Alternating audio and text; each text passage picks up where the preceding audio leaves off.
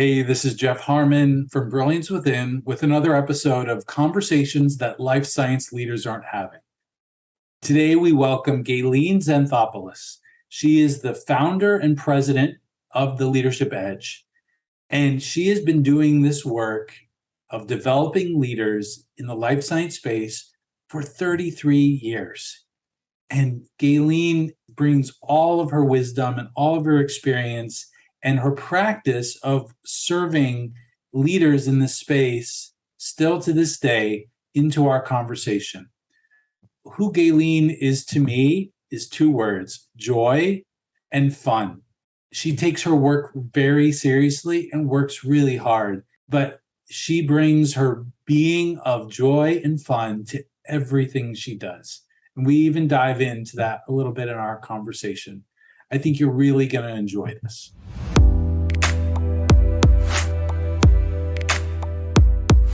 Gaylene, it is so exciting to have you as a guest on the podcast. I've been really looking forward to this conversation, and you just heard a really brief introduction of you and who you are to me, but I would love for you to start us off and just let us know what you're up to in the world. Great. Well, it's always fun. First of all, thank you for having me because it's a joy to be here. And I've been looking forward to this as well. There's nothing like being able to have a great conversation with a friend. And so here we are. It's great. So what I'm up to in the world, I would say, my life is really driven by purpose and passion. So that guides everything that I do. And if we think about the Leadership Edge, so from a business perspective, I have the best job in the world. And I think every member of our team really feels the same way I do, which makes it really fun to walk in the door every day. But work-wise, we get to continue to work with the world's most innovative life science companies and help them really accelerate their pace, performance, and really create these phenomenal cultures where people can do great life-changing work. So in one way, every day, I get to live that purpose to help really enhance people's lives through the work that my clients do. Personally, I'm always up to no good. Now I'll say a lot of fun.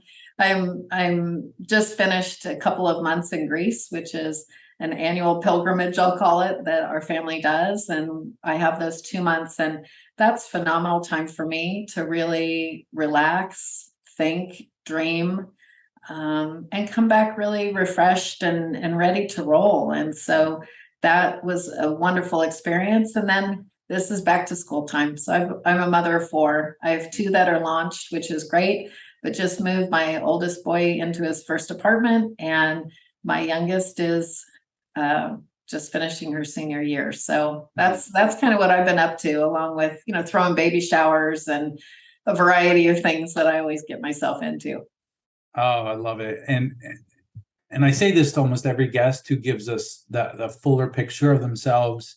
I say thank you, because in this social media driven world, we can all become very two-dimensional. And I love that you gave us, I'm sure there's even more dimensions to you, but I love that you gave us that a richer picture of who you are in the world, rather than just, well, it is important, but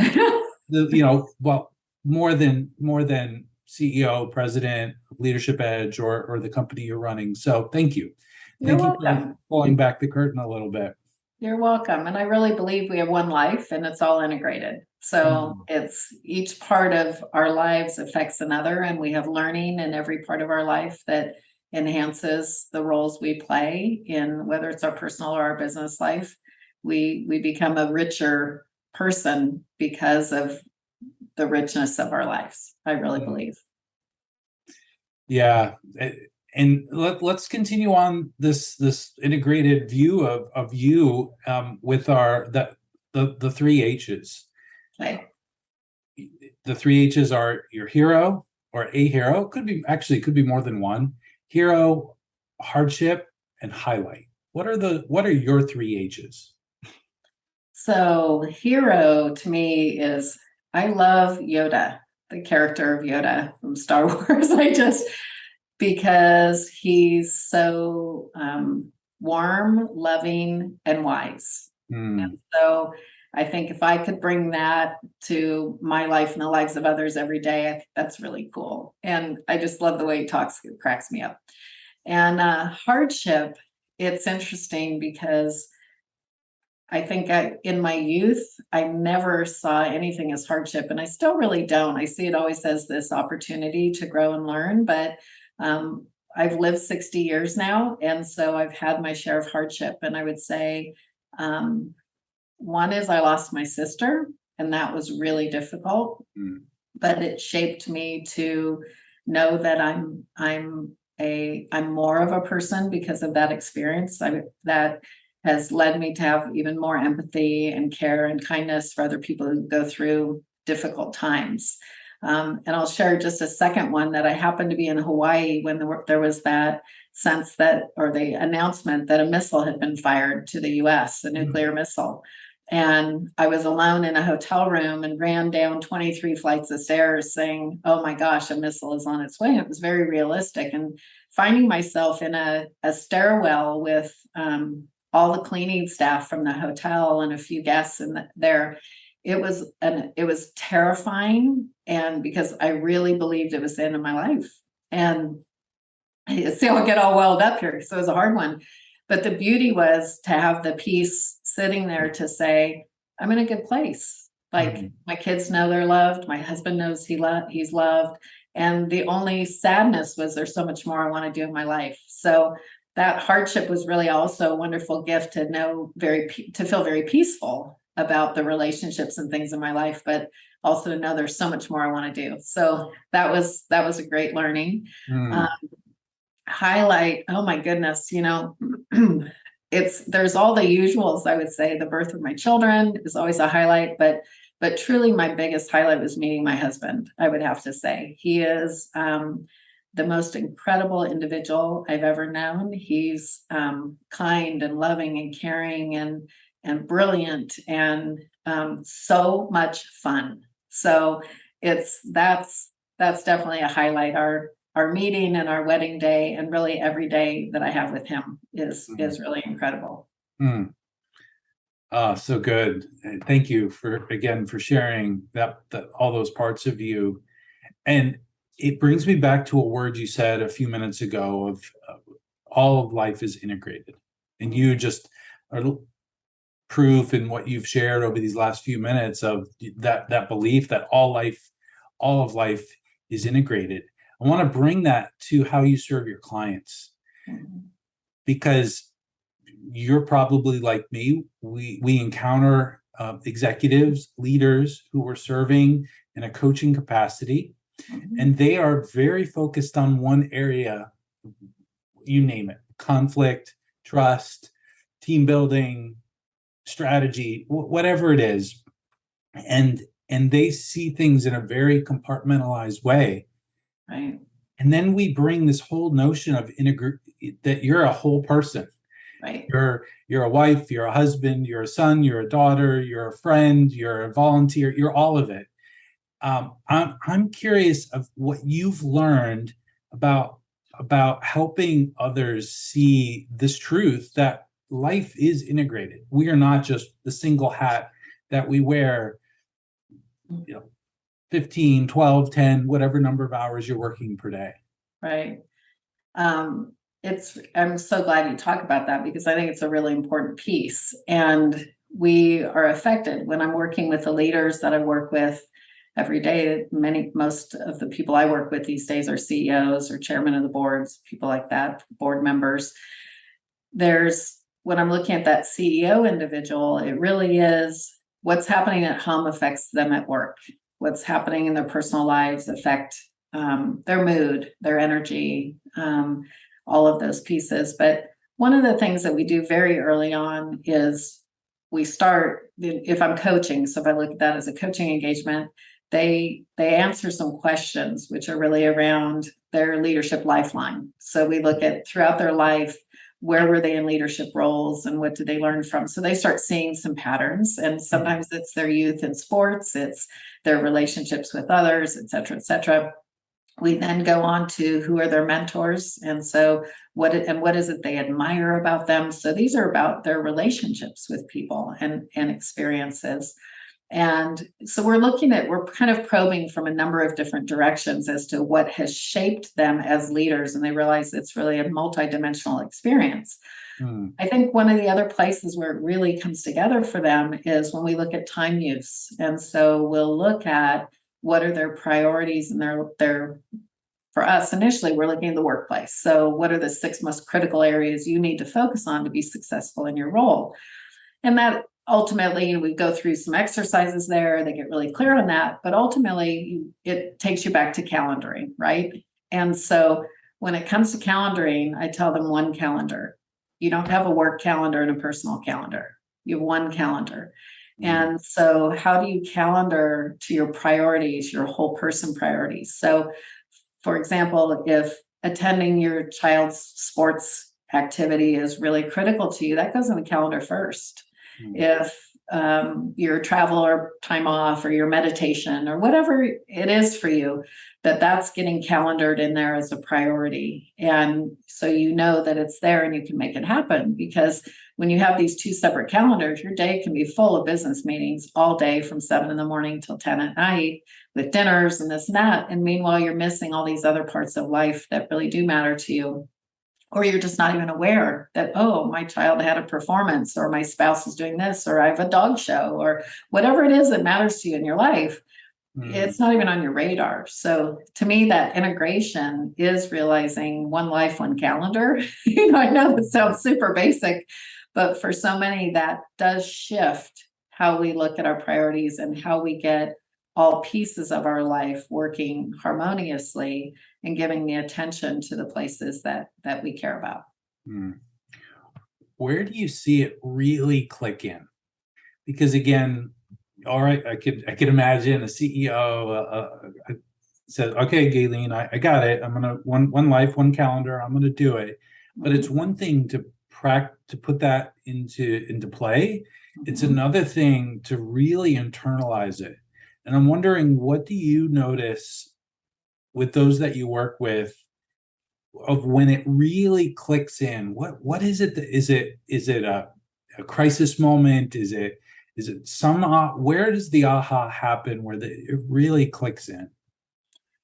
It's been interesting because even that exercise we were talking about around high payoff activities and getting those defined and how much time you want to spend in each of those, for them, that's led to a lot of delegation. And then when we look at the barriers to delegation, very often, there's a whole variety of them, but you also look at the rewards of delegation. So to you and to other people. So when they start, depending on how they're focused and what their motivation is, for some, it's I got to overcome the barriers.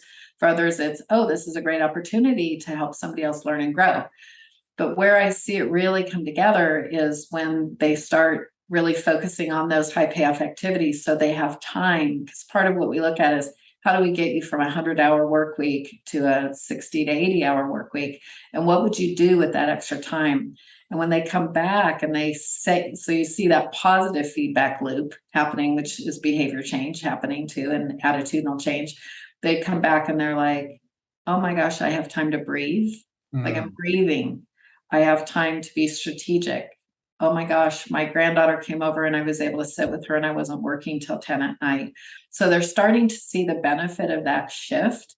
And the reality, I was talking to somebody recently who said, I worked all the time and I kept thinking, if I work more, my business will do better. And she said, and then I was really challenged to say, I need to work a little bit less. And I was terrified that my business would suffer. And she said, in reality, my business thrived and grew because I was more rested, I was more balanced, I was more creative, and I was more focused in what I was doing. So I think, again, coming back to this whole life, you're getting the positive reinforcement of this behavior change.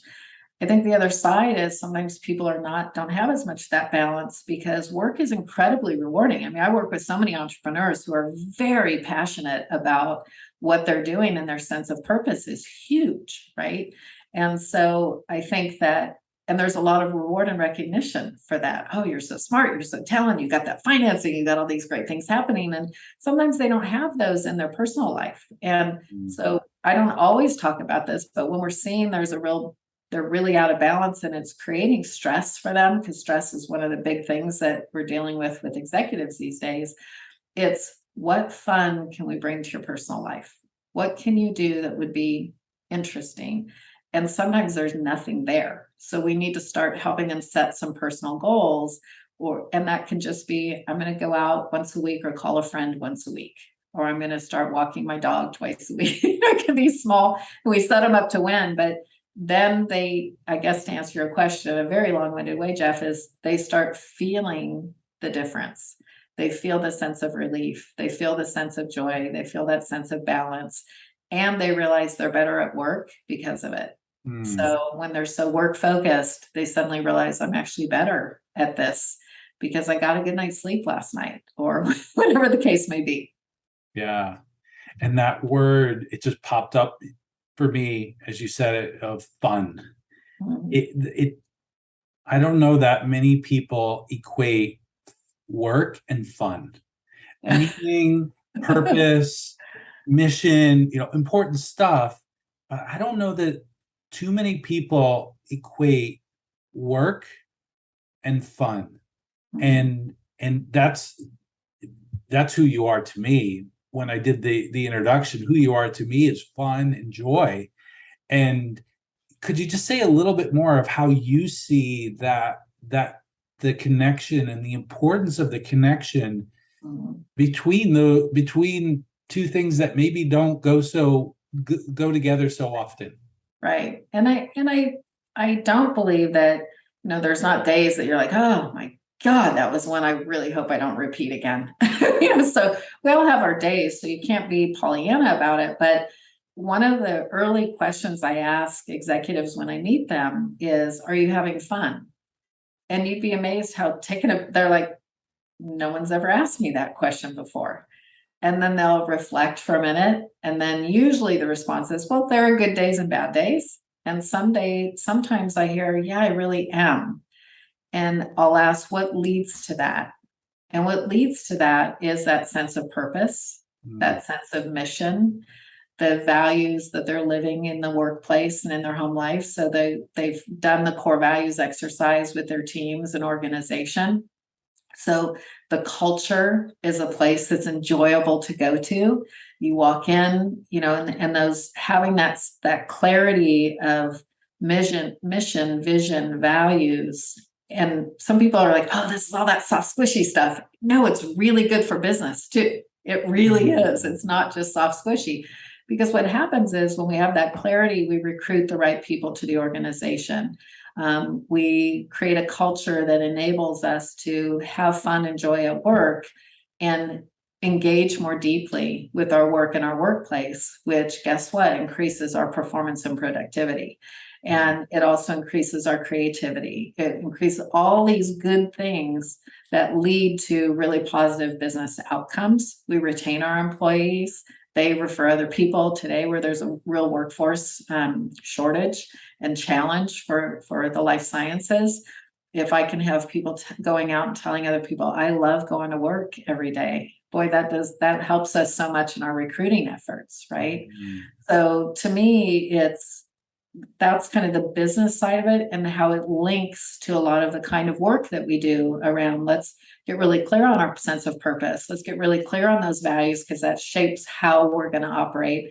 And that's our enabler that lets us do really great work to achieve that purpose. So it all starts being very interconnected. I also believe, as I said, many of us always say life is short. And one time I had a client say, no, life is too long to do what you hate. I thought, wow, what an interesting perspective. Like, who wants to go to work every day and go, oh, God, another day? So I've had the leadership edge. I founded it 33 years ago. And I love going to work. And it is because of that sense of purpose and the impact that we make and so much fulfillment and the people that I surround myself with. And Jeff, you know this because the first time we met, I said, when I founded the company, my founding principle was I'm going to surround myself with people I'd like to have dinner with. That's my criteria, whether they're people on our team, they're clients that I work with.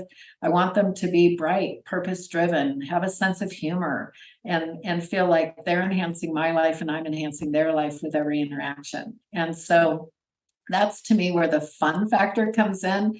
And don't get me wrong, I work really hard and my clients work really hard. And there's days that you're like, oh, this is way harder than I thought it was going to be. I think the pandemic really you couldn't be lazy during that period of time, right? So, but when you bring that sense of joy surrounded by great people, then wow, you can do it 33 years, and I hope another 33 more for me. Yeah, it feels like it's just a recalibration of the word fun.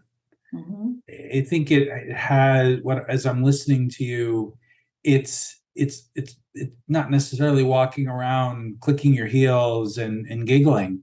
It's just connecting to something deeper. It's doing work that matters, not just to somebody else, but it's doing work that matters to you. And the leader's job is to cultivate that type of environment. And that's I don't know that many people are talking or having conversations about that role as a leader. I mean, we talk about the boring stuff, let's call it, important but boring stuff, but I don't know that we're talking about that as much as we should. Are you hearing that conversation more and more about that requirement of leaders? Well, I don't know if I'm hearing it. I think it's really needed. Today it's always needed. You walk in the door and you set the tone for the organization, and your attitude's contagious. I mean, it really is. And so if I come in and I'm down and I'm low, everybody else is going to come down. If I come in and I'm like, hey, this is a great, and I'm not Pollyannish, I'm not fake. It's like, I just had a call with my head of BD, and that conversation could be, aren't we lucky that we have so many opportunities to pursue? Like, think if we had nothing. Look at all these amazing opportunities we have moving forward. And she left that call saying, hey, I just so appreciate your support. And I just feel, really excited about where we're going. That's your job as a leader. And it's also to be real. So when we have something difficult happen, you lose a key or a critical member of the team, and you have to announce that to everybody, and they're all going to go, oh God, no, you have to be real about that too. I know this is really hard. I know this is a setback. This is going to be really difficult. I had to mourn the loss for a couple of days because I was like, oh, you got to be kidding me. And here's how we're going to move forward. Here's some ideas of what we're going to do. And here's how we're going to regroup. And we're lucky we have the right people to do it and make it happen. And so I think this energy that you bring to the workplace, I don't mean to sound all California on you, but we walk in with this positive or negative energy. How you handle those situations, you have to be an authentic leader. We have a really fun culture in our organization because I hire people with a sense of humor, and it's organically developed. And so when we hire somebody, we have the happy dance. And I did that just one time. I got a candidate with so hard, and I said, hold on, I just got to give you the happy dance. I can't believe you're coming. And it became sort of a little tradition then. And then when he joined the company, he sent a video out to everybody of him doing the happy dance. And we're like, oh yeah, we made a good hire. We know, that's not right for every culture, but in our organization, we have this sense of play also. And I've never seen people work so hard in my life. But we have these traditions that come up organically in our business because of the character of our people. So back to the leader piece, that is really critical. It is about you set the tone as the leader, but it's always about being authentic. Every day is not a happy day, so you've got to be authentic, but it's how you lead them from the difficulties and the challenges, which in the life science space, there are many of those. The data didn't come in the way you thought. We lost the recruit we hoped to get. The partner deal that we were negotiating fell through. A competitor had bad data and our stock fell. We had nothing to do with it, but it fell. We had great data we announced and our stock fell. How does that happen, right? So you have all these difficulties that you have to navigate through. And the key is navigating through them, right? So let's deal with it, be real, and then lead us back out of it into where we can go and make good things happen. So it's a critical aspect, I think, of leadership. Yeah. And, we're dealing with some of the smartest people on the planet who are doing this work. And not that smart people don't think about values and culture and soft skills, which is a word I think you and I both agree we don't love that term, but it is what it is. But coming back to these smart people who are leaning so heavily on the science, how do you help them to see this way that you're talking about of how they need to show up as leaders, of the value of culture, the value of values and honoring and putting focus on that? How do you help connect the dots for what I call the smartest people on the planet? Right. I think I always come from what's in it for them. We start there, really, what are your goals and aspirations? And you've decided, let's say that somebody who's a brilliant scientist has a great idea and they're starting a business. So they're starting a life science company. The biggest challenge I see is usually they start by thinking they're building a lab. They're not building a lab, they're building a company. So that's sort of the first step. Is it's not just about great science, because at some point you will need investment, and investors say, I care very much about the science. I care very much about a return on my investment. And I'm betting on management. I'm betting on the leadership.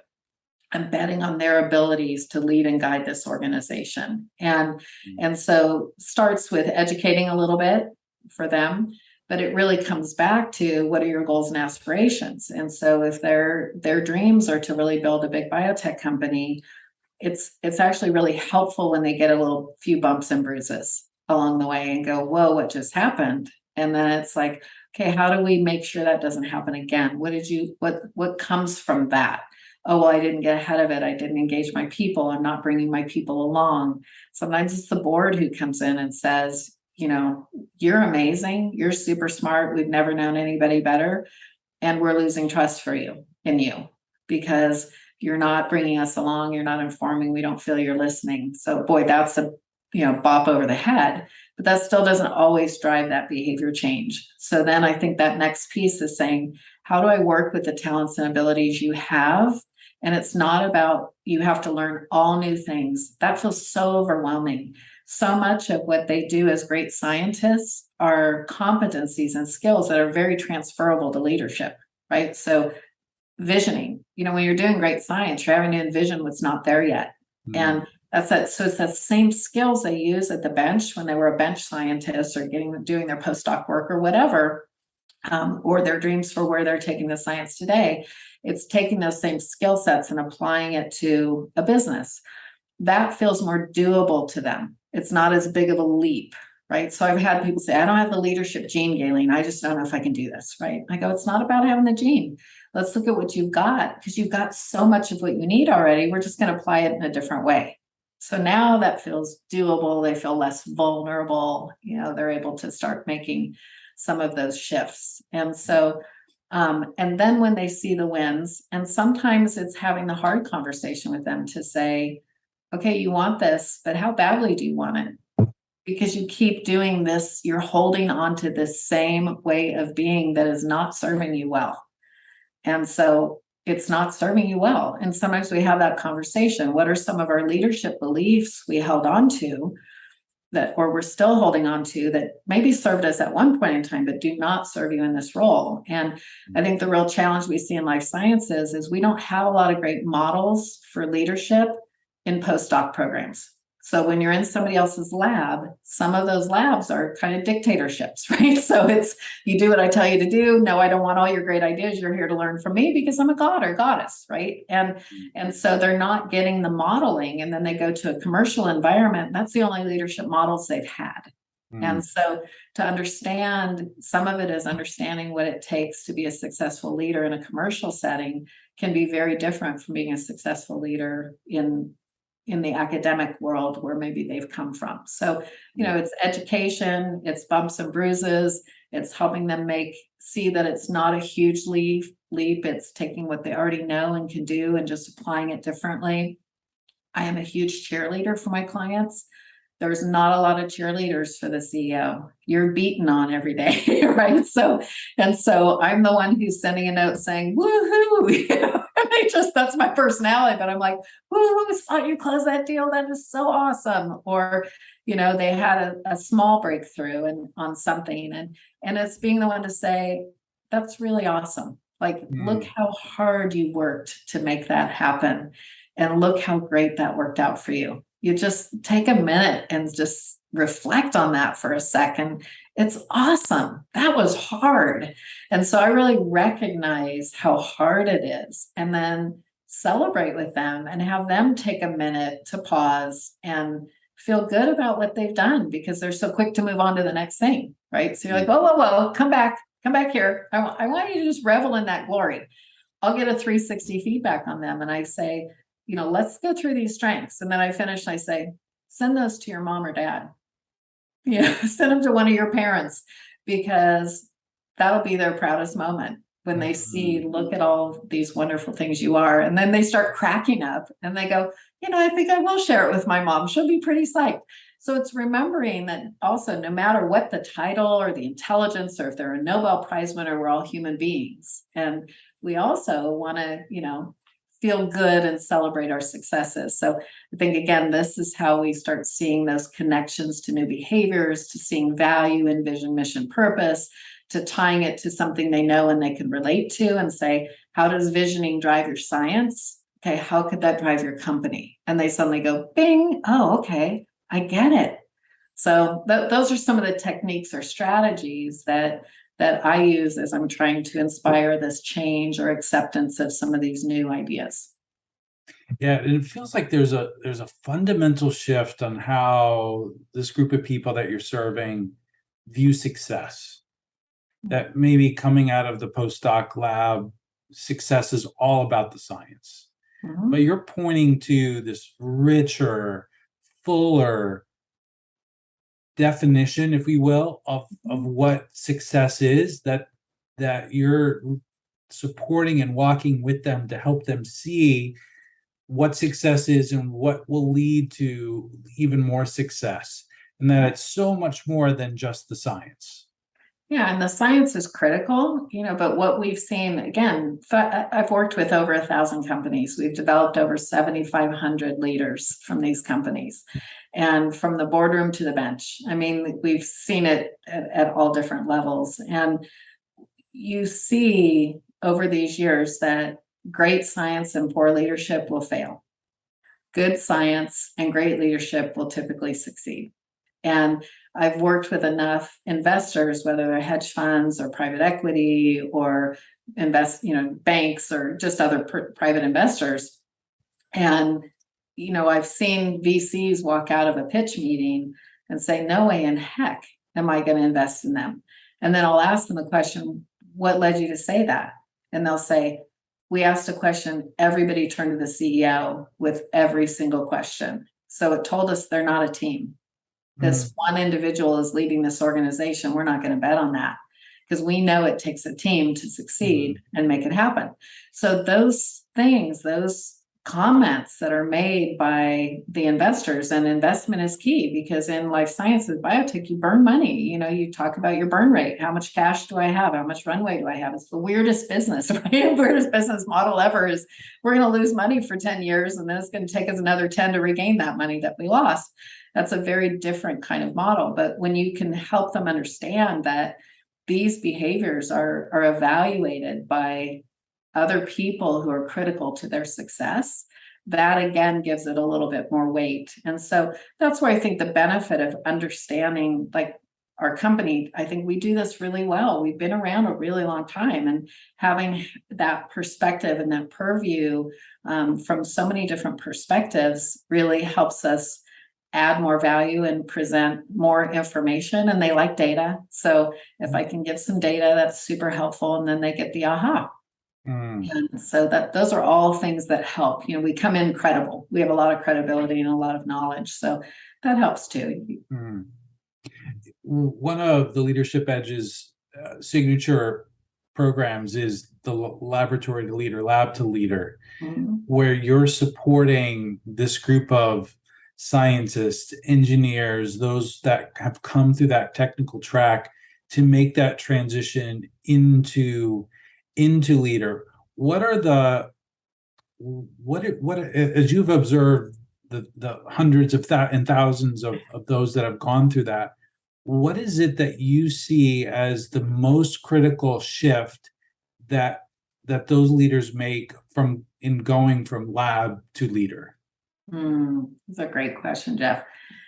I think as they move from lab to leader, it's number one, understanding what does a good manager or leader look like, and what's the difference between leadership and management and being an individual contributor. So having an awareness there. I think the second piece is really understanding the business that they're in. So they come into a commercial environment, they don't understand the business, so they don't always understand the decisions that are made.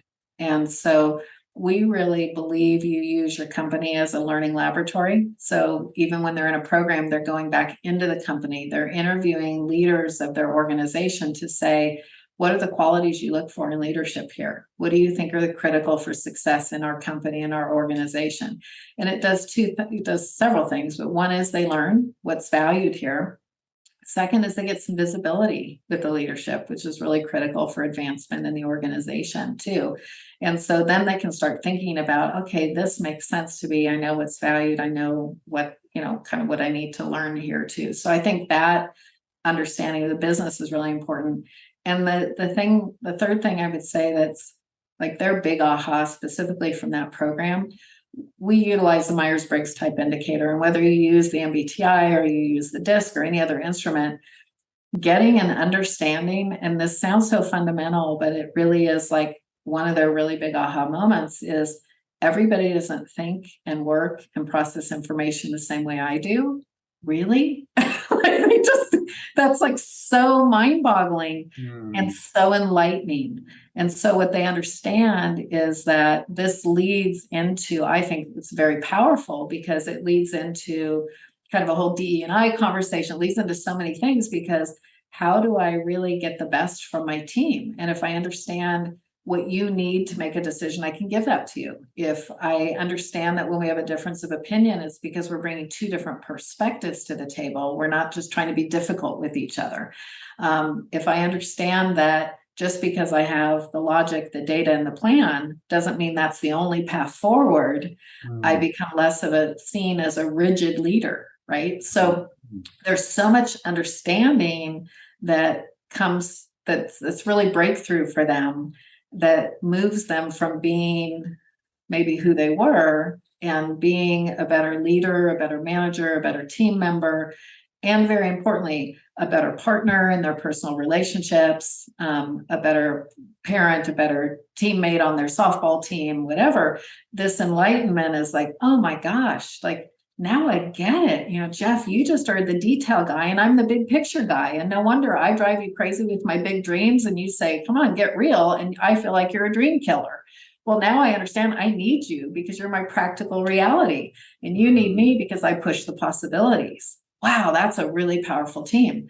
And when it comes to science, boy, is that important, right? We've got to have that creative tension that comes with different types around the table.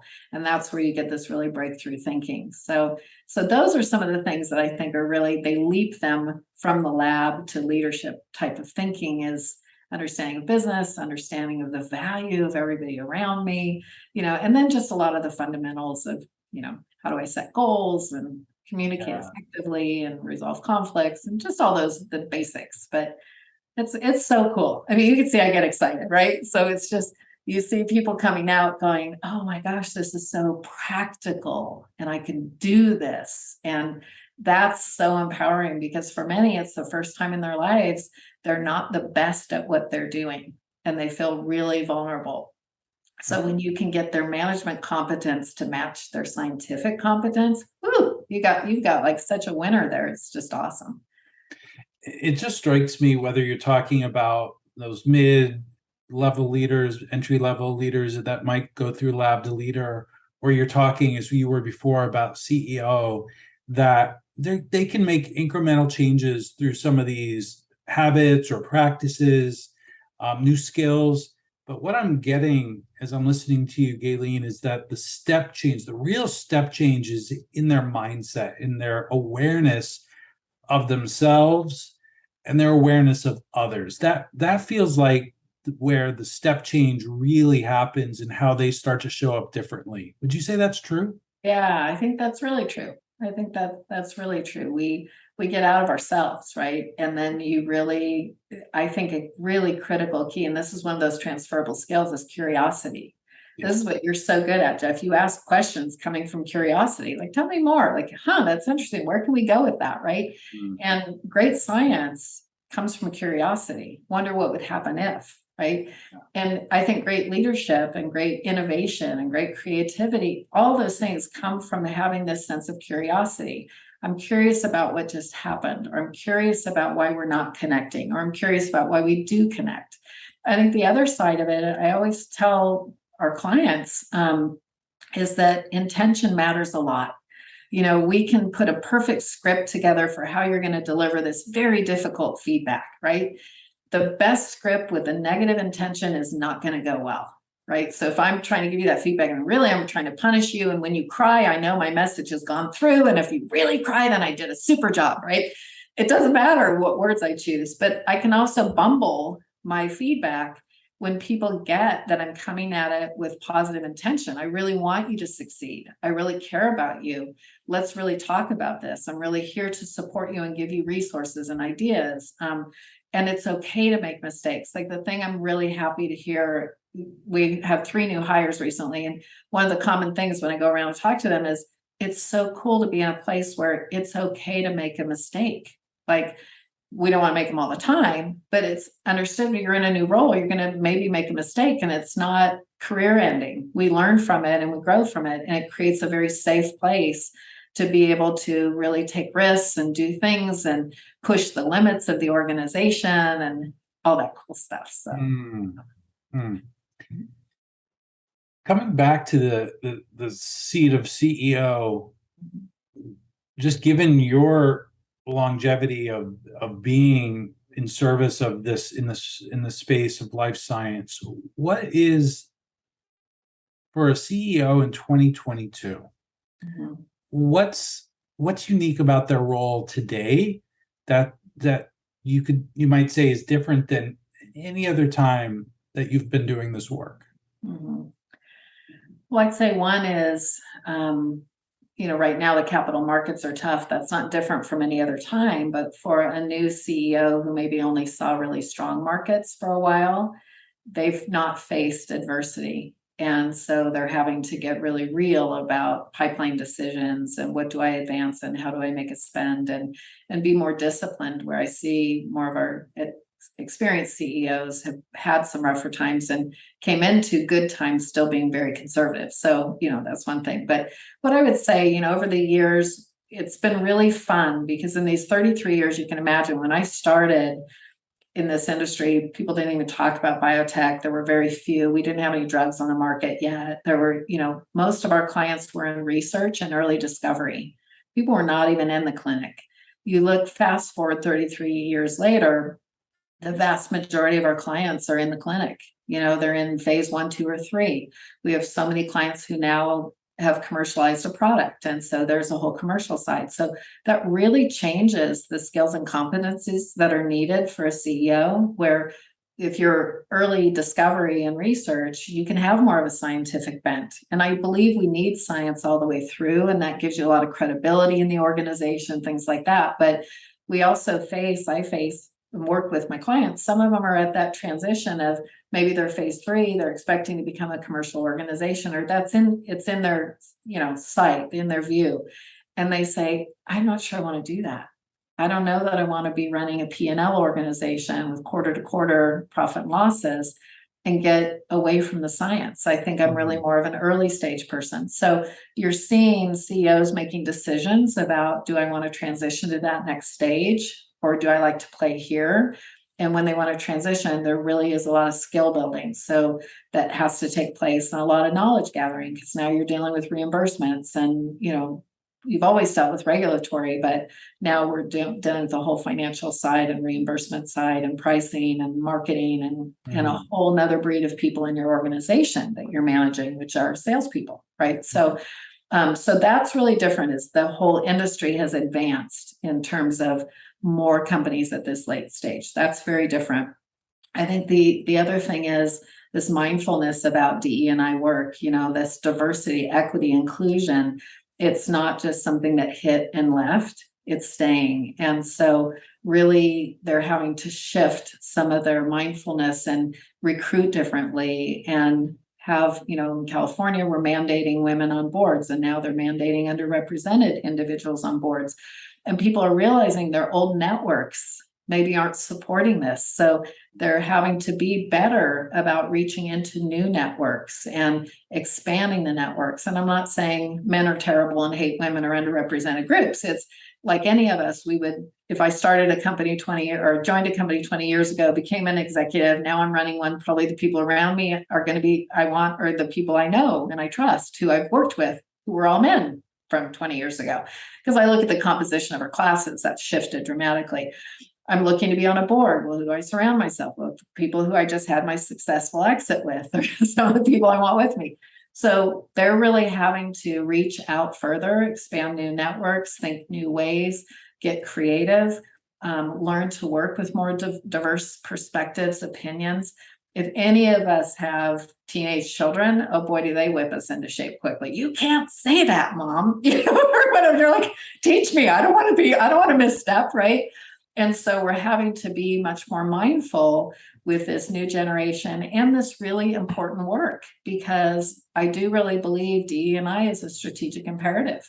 It does give companies a very strong competitive advantage when we have diversity of opinion, thought, and all those things. And before I even had heard of DE&I, Leadership Edge has always been about inclusive leadership.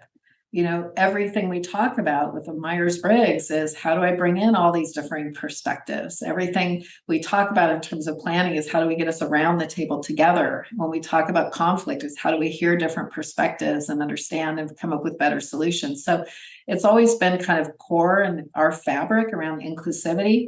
Does not mean we have it mastered. This is a lifelong journey, and you add a lot of other elements to it. But I think that's really an important change. And the last thing I would throw out there, Jeff, is that this virtual world that we're in, you and I are interviewing this way instead of in a studio, right? It's very different. And trying to run an organization in a virtual world where my CMO might be in Boston, my CSO is in San Francisco, I'm in LA, my science is being done in Shanghai. And that, by the way, is a profile of one of my clients, right? So how do I pull my leadership team together? How do I ensure we communicate enough that we maintain innovation, creativity? How do we build a culture of people when we're all working out of our homes or small offices all over? These are real challenges today that we haven't faced before. And I think everybody in my profession, every human resource professional, every leader is really trying to find the path forward and what can help and what can work. Because I think some companies inadvertently became virtual companies because I can't find somebody, so I'll hire Fred in Paducah, Kansas. And now we're all coming back together and they're going, oh my gosh, I have a team that's everywhere and no one wants to move. What do I do now? So some were not as thoughtful about it. And others, they let people moved and they didn't even know their team members moved. And now they're like, you got to come back to work. And they're like, no, I'm living in Sun Valley, Idaho and skiing on the weekends. So this is a really big change for leaders and CEOs. So I'd say those are kind of, to me, the three biggies: is the stage of development, this virtual world that we're in, and then this mindfulness about the DE&I aspects and benefits. Yeah.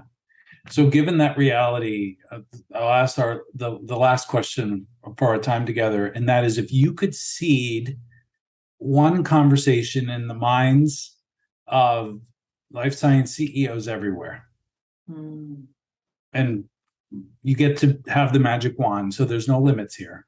You get to seed one conversation that every CEO in this space is gonna have this coming week. what's that one conversation that you want them to be having? Oh, I would say that people are what make it happen. And so if we can be thinking about, yes, the science, but people do the science, right? So what could we in our organizations do that creates the kind of place where people can be their best and do their best? And what's getting in the way of allowing that to happen? I think that's an incredibly powerful conversation, because if we can remove those barriers and create this environment where people are at their best, and at their best is doing what they do best and that they like doing. So if you look at StrengthsFinder or any of those, it's not just about this is a strength for me. In a small company, we play to our strengths and we also play to our weaknesses because there's nobody else to do the weak stuff. And I'm the best we got, right? But when we can make that shift, and I might also be strong at a lot of things, but not enjoy it. So boy, isn't it fun when I get an HR person and I can hand off those responsibilities and focus on my other COO activities. So I think when we can really think about creating this environment that supports, enriches, and brings out the best in people, we're going to see huge engagement and really high levels of performance and a great place for people to work. And we're going to see those scientific breakthroughs that are so important to so many, and really are going to enhance and in many cases save people's lives. And I think that's why we're all doing what we're doing in this industry. Yeah. Gaylene, thank you so much for sharing just rich experience. It's this however long we've been talking, 35, 40 minutes, just so much gold and richness. So thank you for sharing your experience and what you're seeing. I know this is going to be helpful to those leaders that listen in. If folks want to know more about you and about the Leadership Edge, where can they find you? Oh, thank you. We can find us on our website at theleadershipedge.com. So THE leadershipedge.com. You can reach me, Gaylene, GAYLENE at theleadershipedge.com. You're lucky you don't have to spell my last name. So we won't do that to you. And so that's another way to reach us. And I really welcome, any calls. We really, our commitment is to be the thought partner of choice to the life sciences, and have our clients call us all the time and just say, hey, can I run something by you? Or am I missing something? And we really welcome those phone calls, because this is really about relationships and about, as you said earlier, how do we be of service and enhance? We care deeply about the work our clients are doing, and we care deeply about the people we work with. And so whatever we can do to support you, and we welcome new relationships. So thank you, Jeff, so much for giving me the opportunity to share kind of our philosophy and hopefully to provide some help and assistance to others out there who are making all this good work happen. Awesome. And we'll put all your relevant, everything you just shared, we'll put it in the show notes so people can find it easily. And once again, thank you so much, Gaylene. It's such an honor. Thank you so much.